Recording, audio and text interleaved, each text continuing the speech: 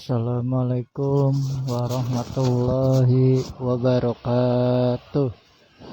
Sampurasun mugia rahayu sagung dumadi saung dama seru alam. Apa kabar semuanya? Semoga kalian baik-baik saja, diberi kesehatan.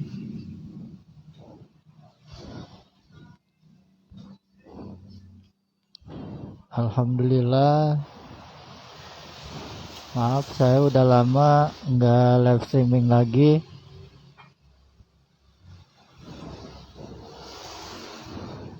Karena situasinya yang kurang mendukung. Karena banyak sekali orang-orang yang gak suka dengan saya, banyak yang mengancam, banyak sekali ancaman-ancaman dari luar yang datang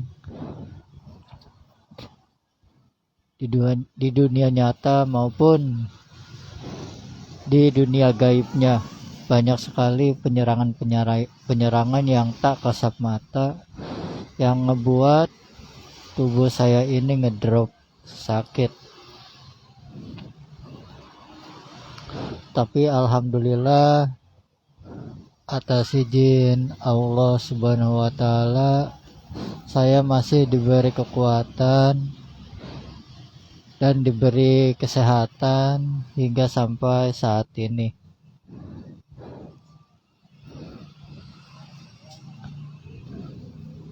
Terima kasih buat sahabat dan teman-teman kalian yang masih mau berkomentar dan masih mau bergabung dengan akun Facebook saya ini. Terima kasih banyak.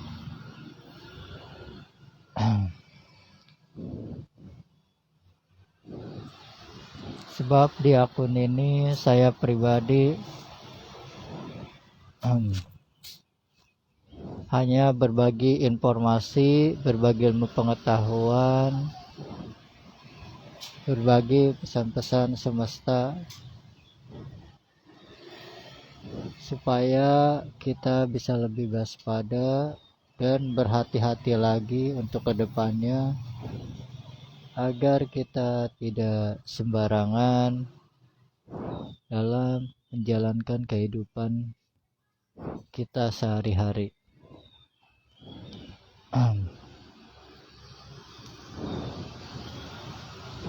Jadi di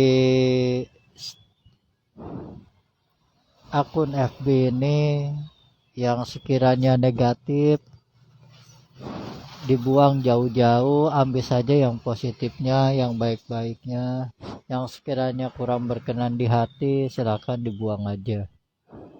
Sebab di sini kami tidak memaksa untuk kalian percaya, tidak ingin dipercayai, tidak ada maksud untuk menggurui sama sekali. Jadi mohon maaf yang sebesar-besarnya jika ada yang kurang enak dalam melontarkan kata-kata yang keluar dari mulut saya, mohon dimaafkan. Saya pun manusia biasa, banyak salahnya, sebab manusia memang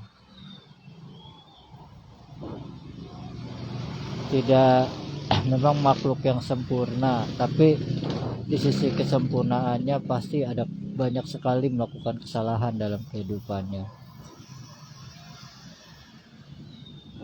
Tetap semangat jalani kehidupan kita yang saat ini, walaupun berat, walaupun sulit sekali, banyak tekanan, tapi kuncinya hanya satu, yaitu ikhlas. Ikhlaskan semua yang saat ini terjadi, selalu berserah diri kepada Yang Maha Kuasa menurut versi keagamaan kalian masing-masing. Di sini kami tidak memihak satu agama saja, tapi di sini di NKRI ini kita Bhinneka Tunggal Ika dengan berbagai suku, ras dan agama. Jadi kita harus benar-benar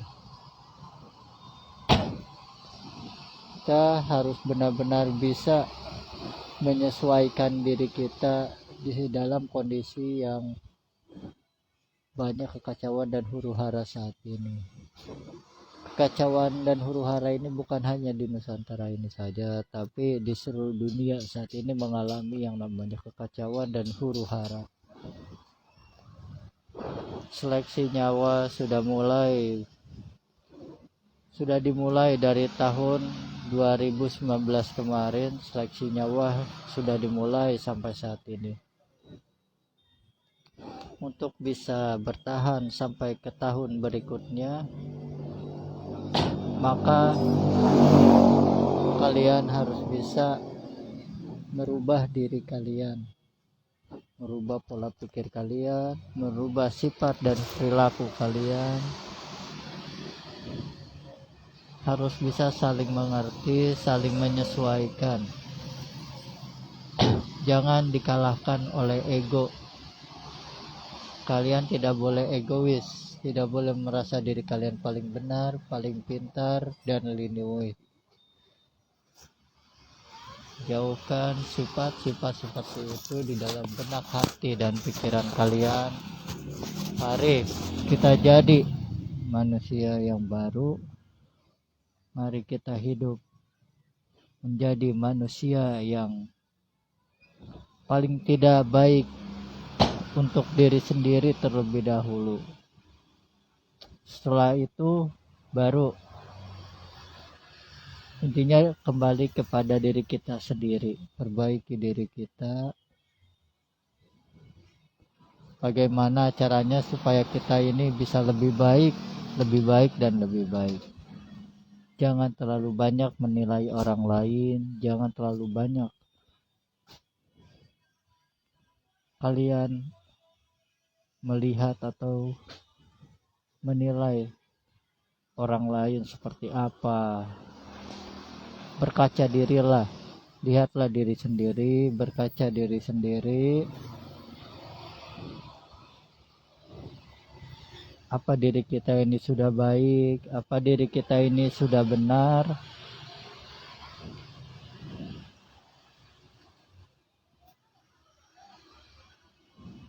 Jadilah manusia yang baru dengan versi yang baru. Mulai saat ini berubahlah menjadi manusia versi baru. Walaupun bertahap, perlahan-lahan, namun pasti perubahan itu akan terjadi asalkan ada niat pada diri kita supaya bisa berubah, ingin berubah. Niatkan dan berdoa kepada Yang Maha Kuasa dengan hati nurani. Jangan berubah karena ingin dilihat orang lain, jangan berubah karena atas kesombongan, jangan berubah karena ingin dipandang, tidak boleh. Tapi niatkan berubah dengan setulus hati, dengan hati nuranimu untuk suatu perubahan di kehidupan yang akan datang di peradaban baru nanti. Sebab tidak semuanya bisa sampai pada peradaban baru, tidak semuanya bisa hidup di peradaban baru, apalagi pada era mercusuar nanti. Hanya sedikit saja, segelintir saja yang bisa sampai. Sebab akan banyak sekali yang tereliminasi, banyak sekali yang gugur, banyak sekali yang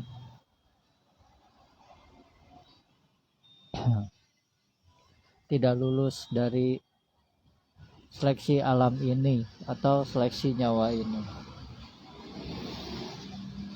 Perang Dunia Ketiga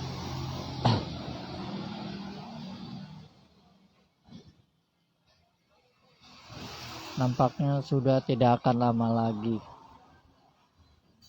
Rusia dan Ukraina itu suatu pertanda bahwa akan terjadinya perang kedua negara ini. Mereka sama-sama saling bersekutu. Yang satu bersekutu dengan NATO, yang satu lagi bersekutu dengan membentuk sebuah aliansi ini sudah menandakan bahwa perang kedua negara ini ujung-ujungnya mengarah kepada perang dunia ketiga. Nanti kalian jangan kaget suatu hari nanti atau suatu entah kapan nanti, jangan kaget jika di langit Nusantara banyak sekali capung yang berterbangan. Banyak sekali pesawat-pesawat yang melintas di langit Nusantara ini.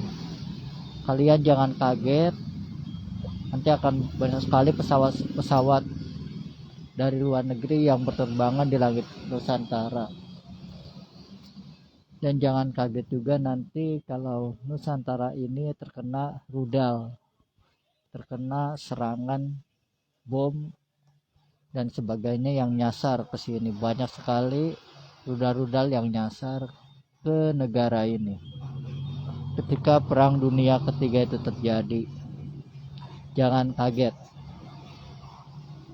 Mau tidak mau, pada akhirnya NKRI pun akan ikut dalam perang dunia ketiga. Sebab kenapa? Walaupun tidak ikut berperang, tapi kena keserang juga. Ya mau gak mau ya ikut perang juga dalam dunia ketiga nantinya. Kita saat ini berbicara ke depannya, bukan berbicara yang saat ini. Namun perang kedua negara Rusia dan Ukraina ini mengarah kepada perang dunia ketiga. Sebab mereka mengumpulkan pasukan, membentuk suatu aliansi untuk saling serang dan berperang, saling menghancurkan. Dampaknya sangat besar sekali bagi dunia, bagi perekonomian, dampaknya sangat besar sekali ke depannya. Kita akan bersiap-siap kekurangan bahan pangan, harga akan naik melonjak, karena itu memang pengaruhnya. Rakyat akan semakin tertekan, dunia kacau balau, kacau dan huru-hara akan merata di seluruh dunia.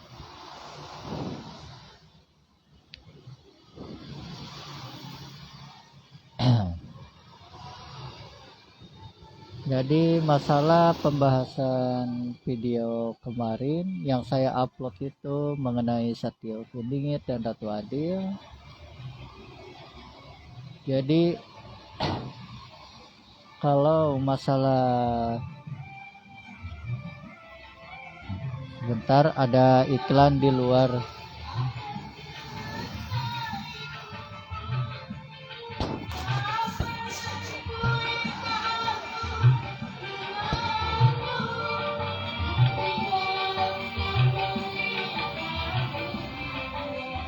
Baik, kita lanjutkan lagi pembahasannya.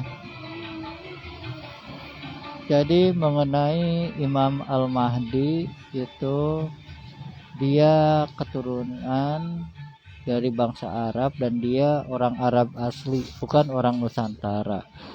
Jadi yang dimaksud pembahasan kemarin itu, yang dibilang Al-Mahdi ada kelahiran dari Pajajaran, Jawa Barat itu, sifatnya sama, hampir sama dengan Imam Al-Mahdi. Tujuannya hampir sama, Satrio Findingit itu. Tapi Satrio Findingit Nusantara bukanlah Al-Mahdi, bukan. Al-Mahdi ya Al-Mahdi adanya di daerah Arab, dan Satrio Findingit Nusantara ya adanya Jawa Barat. Ratu Adil pun di Jawa Barat, keturunan Pajajaran semuanya. Namun nanti banyak sekali yang mengaku-ngaku, meskipun banyak pengakuan di sana seperti ini, tapi tetap ya akan menjadi Satrio Findingit, yang akan menjadi Ratu Adil, dia keturunan Pajajaran. Sebab di akhir zaman nanti kerajaan terakhir di Nusantara, benteng terakhir Nusantara adalah Pajajaran, kerajaan Pajajaran.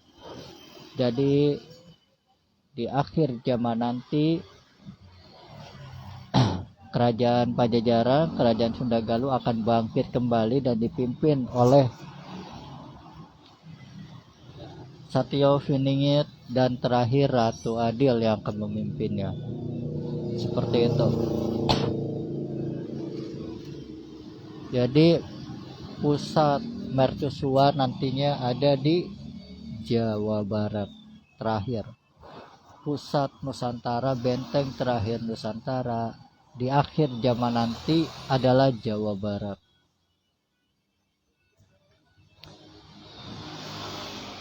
Jadi kerajaan Pajajaran nanti akan ya. Jadi nanti kerajaan Sunda Galuh Pajajaran nanti akan bergabung menjadi pasukan Al-Mahdi. Jadi Pajajaran Anyar itu kerajaan Pajajaran Anyar Sunda Galuh terakhir di akhir zaman nanti adalah kerajaan Islam yang kelak nanti akan bergabung menjadi pasukan Imam Al-Mahdi. Nanti pun, tapi bukan agama Islam saja yang bergabung, dan bergabung menjadi ke kerajaan Pajajaran. Jadi bukan dari umat Islam aja nanti yang bergabung, seluruh agama pun akan bersatu nanti di Pajajaran dan bergabung menjadi pasukan Al-Mahdi terakhirnya akan menjadi pasukan Al-Mahdi Pajajaran Anyar itu. Prosesnya saat ini sedang berlangsung prosesnya.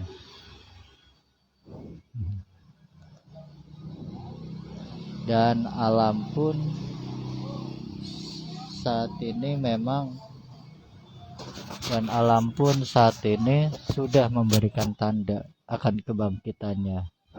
Proses alam saat ini dan sosok pemimpinnya pun saat ini sudah ada. Satrio Beringit, Ratu Adil sudah ada semuanya. Legenda-legenda Nusantara saat ini sudah terlahir, sudah ada di bumi pertiwi ini. Tinggal sekarang ini ya hanya tinggal menunggu. Kita hanya disuruh menunggu dan bertahan saat ini sampai tiba waktunya mereka memimpin. Walaupun dalam proses kita menunggu, kita akan mengalami yang namanya kehancuran terlebih dahulu. Banyak sekali kehancuran, banyak sekali kematian, penderitaan yang luar biasa, air mata bercucuran di mana-mana. Darah mengalir berceceran di setiap daerah dan wilayah.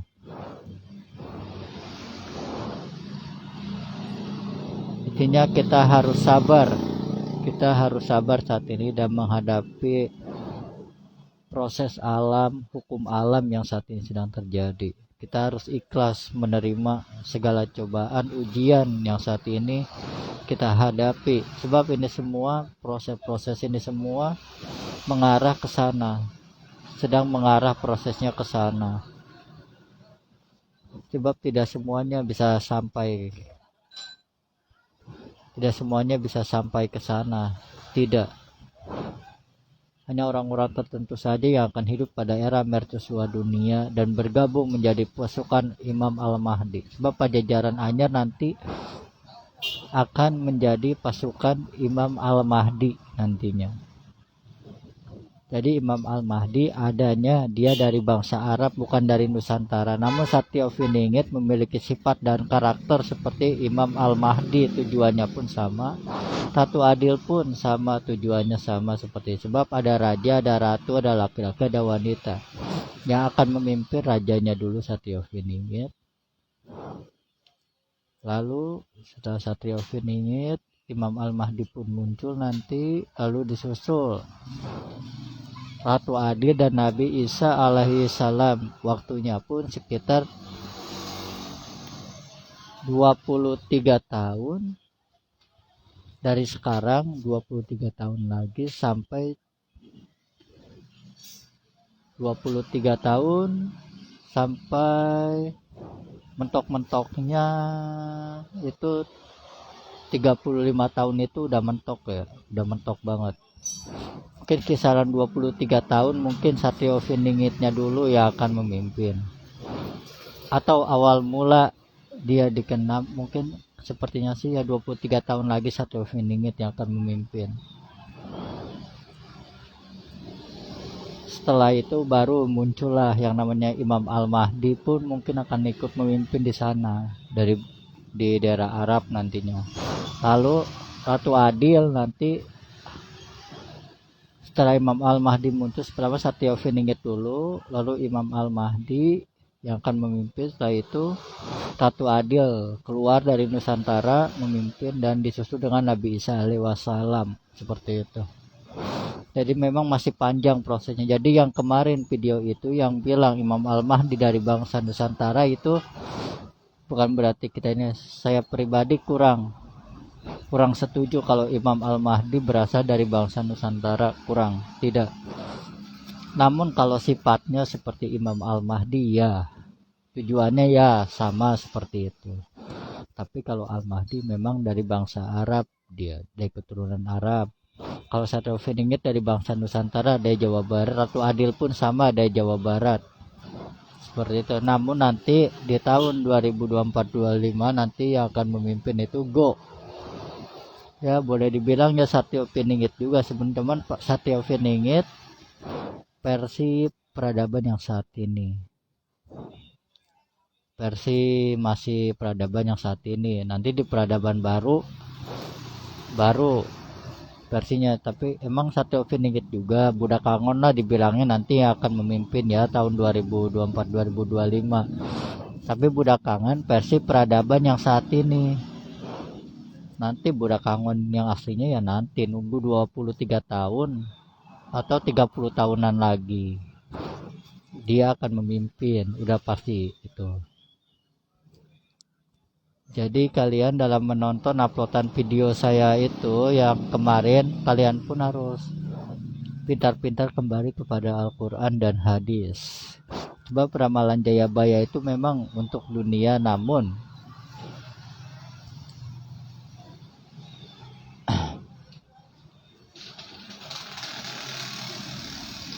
yang jelas seperti itu aja. Jongko Joyoboyo itu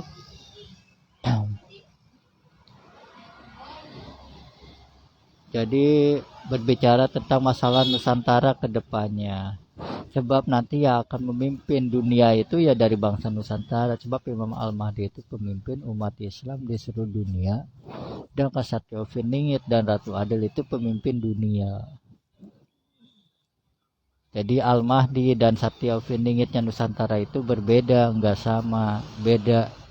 Al-Mahdi ya dari bangsa Arab, sedangkan Satya Wingit dari bangsa Nusantara, dari Jawa Barat. Ratu Adil pun sama dari Jawa Barat. Dia keturunan Pajajaran dia.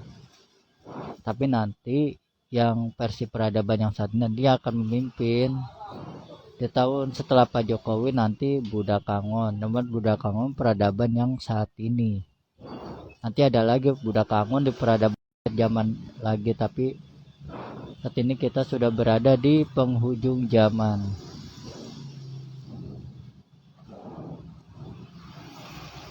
Raja-raja pun saat ini sudah mulai turun tangan. Mereka sudah memasuki wadah-wadahnya, sudah mereka namun bergeraknya, namun belum bisa bergerak secara, belum bisa sebab Megatrust itu belum terjadi. Mereka baru bisa bergerak setelah Megatrust itu terjadi. Sebelum Megatrust dan tsunami itu terjadi, mereka tidak akan bisa bergerak, mereka masih ngunci. Karena emang waktunya setelah itu terjadi, baru prosesnya dimulai, perjuangannya dimulai.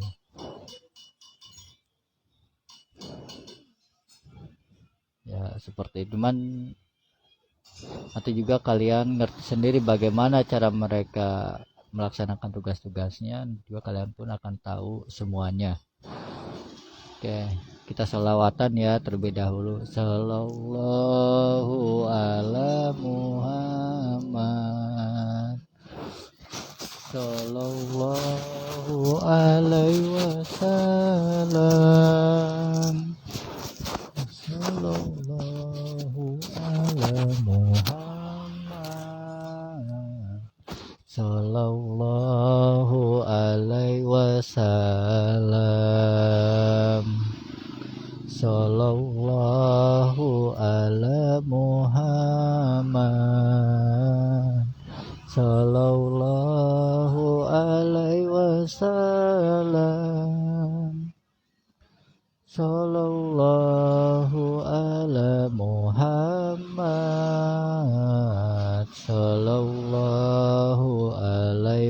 wasallam. Sallallahu ala Muhammad. Sallallahu alaihi wasallam. Sallallahu ala Muhammad. Sallallahu alaihi wasallam.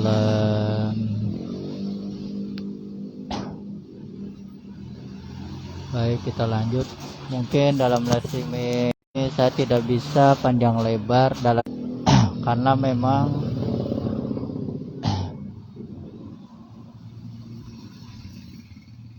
situasinya kurang mendukung ya. Kalau di sini sayanya pun kurang fokus dalam menjelaskannya. Karena live streaming itu saya lebih suka posisi di tempat yang sepi, jadi lebih hening, lebih konsentrasi dalam menjelaskannya. Oke. Terima kasih buat kalian yang sudah berkomentar. Terima kasih banyak buat Kusuma Wijaya, Janteti, Puraningsi yang sedang menonton. Terima kasih banyak.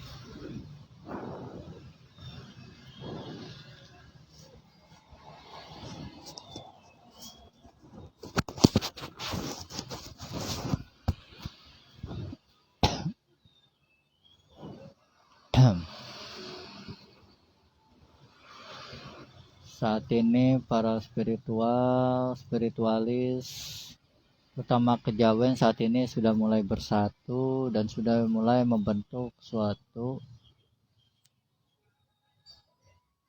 pasukan aliansi spiritual. Saat ini banyak sekali yang sudah bersatu dalam pasukan aliansi spiritual. Mereka sudah mulai bergabung bersatu membahas Nusantara kedepannya itu akan seperti apa dan bagaimana. Saat ini memang sedang panas dan diperbincangkan oleh mereka juga, karena ini memang menyangkut masa depan Nusantara juga. Sebab kedepannya Nusantara ini akan dipimpin oleh orang-orang spiritual, dan yang akan memimpinnya pun nanti kedepannya orang spiritual.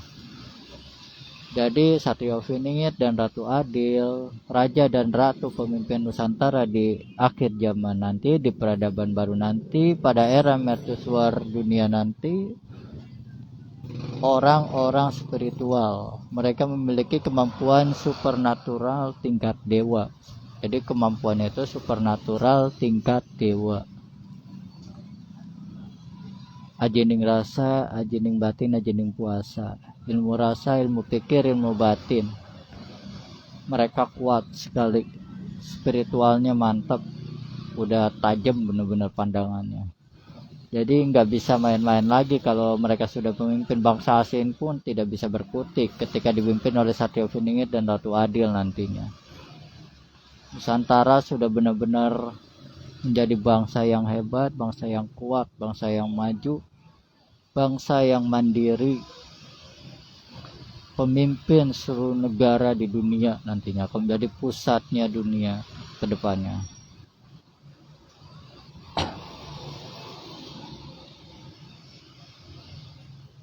Jika kalian ingin hidup, terima kasih buat yang membahana, terima kasih sudah menyaksikan, terima kasih banyak.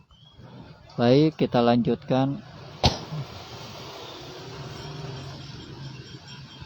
Akan tiba masanya nanti Nusantara akan dipimpin oleh orang-orang spiritual. Raja dan Ratu Satrio Viningit dan Ratu Adil nanti di akhir zaman yang akan memimpin Nusantara. Dia pun orang spiritual. Maka bertahanlah, jangan berputus asa dengan kondisi dan situasi saat ini. Siapkan mental, tekad kalian kuatkan, mental kalian kuatkan untuk menghadapi kehidupan yang akan datang. Perang Ukraina dan Rusia itu mengarah kepada perang dunia ketiga ke depannya. Saat ini kedua negara ini sudah membentuk pasukan aliansi. pasukan aliansi yang mereka buat ini akan memicu perang dunia ketiga nanti ke depannya. Seperti itu. Saat ini kita sedang tidak membahas perang Malhamah Al-Kubra, tapi kita sedang membahas perang dunia ketiga Armageddon, perang nuklir.